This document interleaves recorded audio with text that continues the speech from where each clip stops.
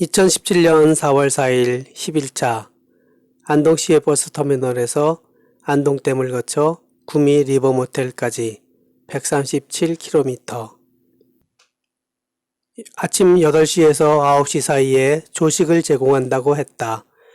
준비를 마치고 1층으로 내려가니 황혼기의 안주인이 식사 준비를 하고 있었다. 메뉴를 보니 주스와 시리얼이었다. 그 음식을 먹고는 자전거를 탈 수 없으므로 그냥 나왔다. 터미널 방향으로 다시 나가야 했기에 어제 저녁을 먹은 식당으로 또 갔다. 아침 식사는 정식밖에 없다고 해서 그냥 달라고 했다. 반찬은 어제와 동일했다. 국이 어제는 배추 비슷한 국이었는데 오늘은 육개장 맛이 났다. 그런데 물을 탄 것처럼 싱겁고 건더기는 야채뿐이었다. 손님이 많지 않은 음식점이 분명하다는 생각이 들었다. 식당의 화장실이 외부에 있었는데 세면기가 있을 것 같지 않아 터미널로 가서 양치를 했다. 그리고 안동댐을 향해 라이딩을 시작했다. 대략 3-4km 정도는 일반 도로로 그 이후에는 자전거 길로 달려서 인증센터에 도착했다. 지도를 검색하거나 앱을 봐도 안동댐에서 상주 상풍교 구간에서는 식당이나 매점이 귀하다. 아침 식사를 한 지 얼마 되지 않았지만 그런 이유로 편의점에서 뜨거운 원두커피와 감자칩으로 미리 간식을 먹었다. 터미널에서 올라왔던 길을 다시 뒤집어 내려가다가 시내 구간으로 진입하기 전에 본격적인 낙동강 자전거길을 만났다. 안동댐에서 상주 상풍교까지는 인증센터 사이의 거리가 가장 길다. 순간 긴장감이 밀려왔다. 무사히 마칠 수 있기를 바라는 마음으로 페달에 힘을 주었다. 좌회전 표지판이 서 있는데 화살표 앞에 군사용 도화교를 연상시키는 아주 예쁜 다리가 놓여 있었다. 꽃잎을 밟을 때처럼 미안한 마음이 들었지만 힘차게 페달을 굴려 다리를 건넜다. 조금 가다 보니 바닥에 커다랗게 이정표가 그려져 있었다. 여기서부터 378km 남았다. 비장한 기분이 드는 것은 왜일까? 강을 바라보면서 달리다가 고화교를 지나자 절벽으로 올라가는 고갯길이 나타났다. 겁먹지 말아야 한다고 스스로 용기를 주었다. 앞으로 이보다 더한 길이 많을 테니까. 절벽길을 올라가다가 강을 내려다 보았다. 이 구간은 4대강 공사가 진행되지 않은 것 같았다. 뱀처럼 구불구불 휘어진 강줄기를 보니 마음이 편안해졌다. 4대강 공사의 주요 대상인 낙동강이지만 상류라서 그런지 훼손되지 않은 모습이 꽤 길게 유지되고 있었다. 40여 분을 달려 단호교를 지나면서도 아름다운 모습을 감상할 수 있었다. 일반 도로로 들어서서 달리다가 마해선사 유적 전시관을 지났다. 잠시 쉬면서 전시물을 볼까 했는데 조경공사가 한창 진행 중이었다. 앱에서 검색하면 상풍교까지 가는 길에 유일한 매점이 풍천면에 있다. 풍천면은 예전에, 그러니까 귀농했을 때 자주 다니던 곳이다. 점심때가 되었기에 이 지역에서 제일 유명한 식당으로 갔다.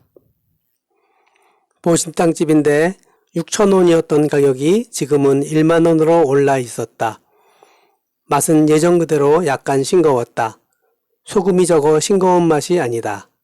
그래도 이 지역 사람들은 많이들 찾는다. 당장 필요한 물건은 없으므로 매점은 그냥 통과했다. 20여 분쯤 갔을까 구담읍을 지나고 있었고 강 건너에 자주 다니던 시장이 보였다. 구담은 아주 작은 읍소재지이다. 시장길이 끝나는 지점에 구담식당이라는 이 지역에서 유명한 보신탕집이 있다. 내가 보신탕을 즐겨 먹게 된 동기가 바로 이 동네에 있고 이 식당도 중요한 역할을 했다. 그러고 보니 8년 전 일이다. 구담에서 조금 떨어진 쌍월이라는 동네에 귀농을 한다고 내려와서 만 3년을 살았었다.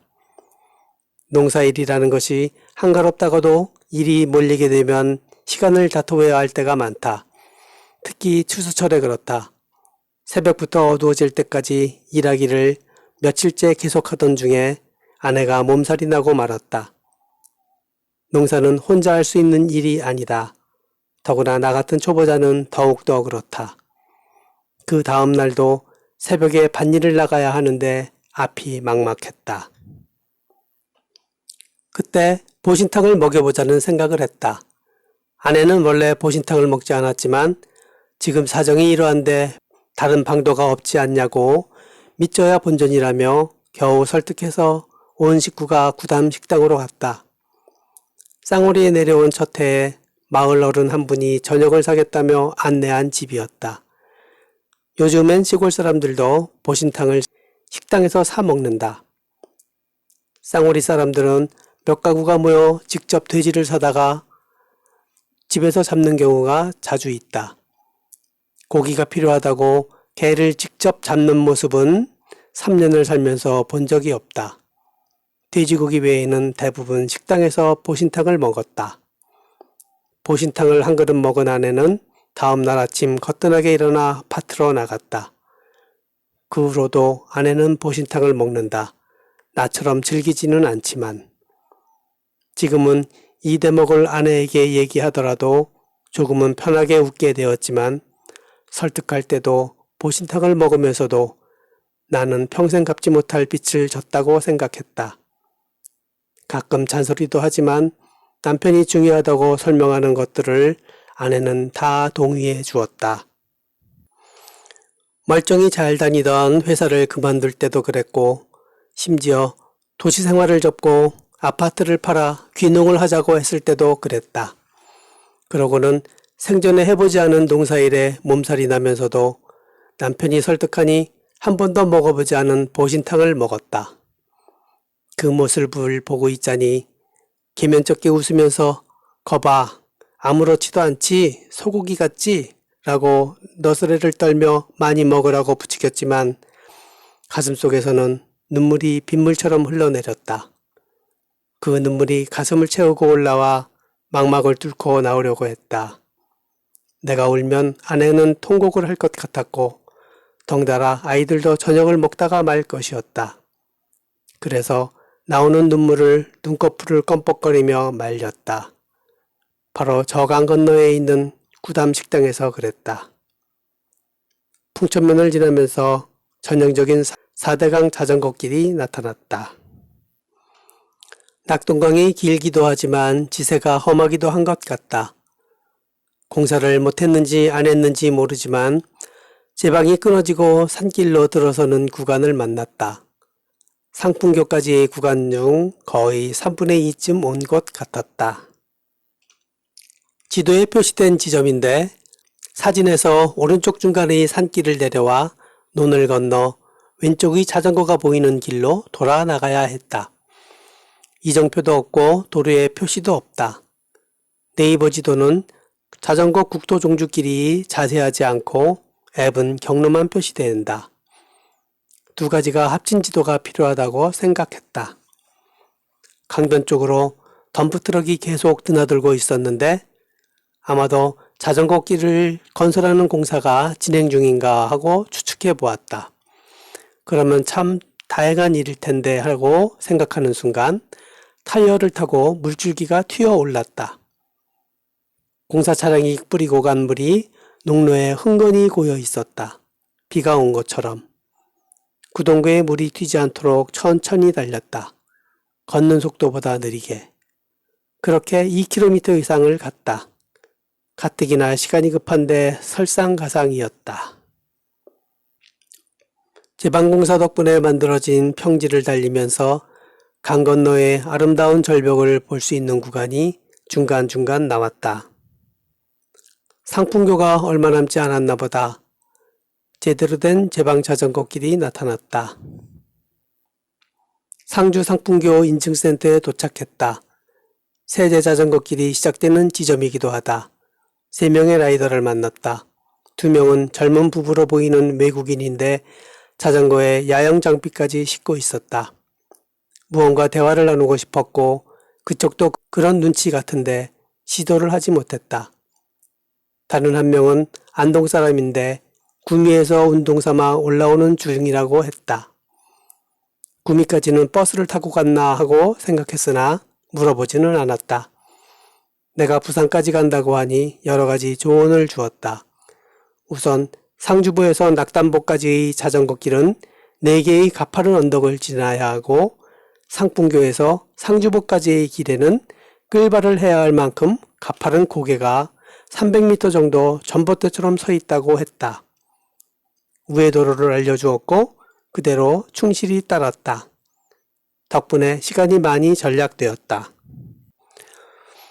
경사가 높은 언덕을 헐떡거리며 몇 개 넘었다면 오늘 일정을 제대로 마치지 못할 것 같았다. 국토종주인이 있는 그대로의 자전거 길을 가야 하지 않냐고 말할 수도 있겠다. 국토종주를 함에 있어 자전거 길을 택한 이유는 안전하기 때문이었다. 정말 제대로 된 국토종주를 하려면 국도를 따라가야 한다고 생각한다. 여러 가지 사정으로 그렇게 하지 못하고 흉물스러운 4대강 공사의 결과물들을 보면서 자전거 길을 달리는 것도 인내심을 발휘하고 있는 중인데 자전거 길을 계속 잊지 않고 산길로 돌아가도록 꼼수를 부린 이명박 정부의 상술에 굳이 이용당할 필요는 없다고 생각했다. 시간과 경비가 아주 여유가 있어 전국의 모든 도로를 자전거로 달리는 목표로 세운 사람이 아닌 이상 자전거 길에 얽매일 필요는 없지 않을까. 이것이 내가 우회도로를 택한 이유였다. 상주보 인증센터에 도착했다. 보의 관리동 주변을 상당히 넓은 공원으로 꾸며 놓았다. 이 정도 꾸미려면 엄청난 비용이 들었을 텐데 이런 시설을 만든 사람들은 이 외진 곳에 들어간 비용만큼 많은 사람이 올 것이라고 확신했을까? 라는 생각이 들었다. 과연 4대강 사업에 이런 공원이 꼭 필요했을까? 다시 낙담보를 향해 출발했다. 이 구간의 우회도로는 자전거 길을 따라가다가 임시로 가설한 것처럼 생긴 강창교를 건넌 후 신상교차로와 백두점 사거리를 거쳐 다시 자전거 길로 돌아오는 코스이다. 사진에서 네이버 지도는 고속도로처럼 생긴 넓은 25번 국도를 따라가도록 안내했지만 마을을 지나가고 싶어 붉은색 점이 위치한 지방도로를 따라 달렸다. 낙담보에 도착하니 허기가 졌다. 에너지필과 육포로 요기를 했다. 에너지필을 복용할 때는 이온 음료를 피하라고 권하기에 물만 마셨다. 서쪽으로 기울어지기 시작한 해가 붉은색 옷으로 치장한 모습을 보며 구미보를 향해 부지런히 달렸다. 낙담보에서 구미보까지의 자전거 길은 전형적인 4대강 길이다. 아스팔트 포장이고 노면 상태가 참 좋았다. 구미보 인증센터에 도착하니 다시 허기가 생긴 것인지 땀을 많이 흘려 갈증이 나는 것인지 구분하기 힘들었다. 구미보 인증센터는 상주보와 낙담보에 비해 단순해서 좋았다. 인증부스 옆의 자판기에서 이온 음료를 한 캔 뽑아서 마셨다. 오늘 묵을 숙소를 결정해야 할 차례였다. 앱에 숙소로 등록되어 있는 리버모텔을 네이버로 검색해보니 포스팅이 몇 개 올려져 있는데 모두 좋은 평을 하고 있었다. 방도 넓고 물과 음료수 그리고 컵라면을 무한 제공한단다. 네이버에 연결된 전화 걸기 기능으로 전화를 하니 무인 카모텔이라는 ARS 메시지만 나오고 사람이 받지는 않았다. 적절하지 않으면 다른 곳을 찾기로 하고 일단 출발했다. 자전거 길에서 빠져나와 산호대교를 건너고 구미 시내를 향해 언덕을 올라가야 했다. 그런데 산호대교에서 시내도로로 이어지는 연결로가 상당히 복잡했다. 들고 나는 길이 여러 개이고 한 장의 사진에 담기도 어려웠다. 사진을 찍는다고 해도 글로 설명하기가 난해할 정도이므로 현장에서 직접 보고 방향을 잡아야 한다. 거기에 도로폭이 좁다. 인도도 둘이 나란히 걸어가기 힘들 정도로 좁다. 그런데 그 길 위에 자전거 길 표시가 있다. 자전거를 타고 가라는 것인지 아니면 끌고 가라는 것인지. 구미 사람들은 정말 힘들게 산다는 생각을 했다. 물론 구미 시내의 길이 모두 이렇지는 않겠지만 언덕으로 올라서니 지도가 안내하는 대로 모텔을 찾을 수 있었다. 카운터에 직원이 있었고 혼자라고 깎아달라고 했더니 안 된단다. 다시 한번 조르니 현금으로 계산하면 2,000원 빼준다고 했다. 현금이 떨어져서 인출을 하려면 농협을 찾아야 하는데 그런 번거로움에 더 빨리 직면하는 대가치고는 너무 작은 금액이다. 그냥 카드로 4만 원을 계산했다. 주인이 인색했지만 방은 이제까지의 모텔 중 가장 넓었다. 와이파이, 컴퓨터, 헤어드라이, 커피포트 등 여행자가 필요로 하는 비품은 다 있었다. 나에게는 대부분 소용없지만 일회용품의 가지수도 가장 많았다. 마스크팩까지. 주인이 먼저 자전거를 필히 안으로 들여놔야 한다고 했다. 해바라기 샤워기가 있으나 수압이 약해 무용지물이었다. 대신 화장실이 넓어 자전거 세척이 가능했다. 이름은 리버모텔. 구미에 올 일이 있으면 여기서만 묵어야겠다. 식당을 찾아 밖으로 나가는데 카운터 앞의 냉장고에 음료수 2가지, 생수, 아이스크림이 마음껏 가져가도록 준비되어 있었고 그 옆에는 컵라면이 쌓여 있었다. 주변에 아파트와 작은 공장들이 있는 관계로 식당도 여러 개 영업 중이란다. 구미보에서 네이버로 검색할 때는 식당이 보이지 않아 내심 걱정을 많이 했다. 제육볶음 메뉴를 보고 한 집의 문을 열었다. 이름은 식당인데 실제는 술집이었다. 메뉴가 모두 술안주였다.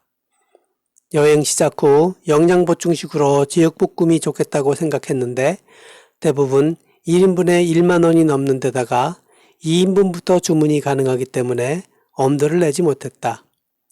그런데 여기는 한 접시에 1만 원이다. 맛은 양호했지만 밥집이 아니라 반찬의 가짓수가 적었다. 주인도 미안해하는 표정이었다. 상황이 상황인 만큼 개인적으로는 만족하나 다음에는 다른 집에 가봐야겠다. 저녁 식사를 마치고 둘러보니 아침에 영업을 한다는 식당이 없었다. 모텔의 컵라면이 생각나 아침 식사를 방에서 해결하기로 결정하고 슈퍼에서 라면과 함께 먹기 위해 슬라이스 치즈, 햄, 과일을 샀다. 더구나 내일은 12시부터 비가 올 것이라는 예보가 있었기에 시간을 절약할 필요가 있다는 생각이 들었다.